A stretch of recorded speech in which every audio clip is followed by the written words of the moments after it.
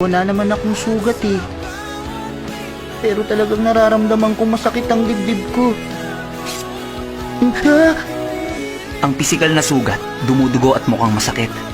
Pero hindi magtatagal, gagaling din to. Maghihilom to mag-isa kahit wala kang ginagawa. Pero kung lalagyan mo to ng gamot, magiging mas mabilis ang paggaling ng sugat. Yung sugat sa puso mas mahirap. Mahirap pagalingin ang sugat ng damdamin. Ang sugat ng damdamin?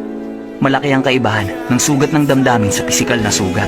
Kapag nasugatan kasi ang damdamin mo, hindi mo yung malalagyan ng gamot. May pagkakataon nga na hindi na yun gumagaling. At alam mo, isang bagay lang ang maaaring makagamot sa sugat ng damdamin. Ang kaso nga lang, hindi yung ganong kadaling makuha. Saka matatanggap mo lang yun mula sa ibang tao.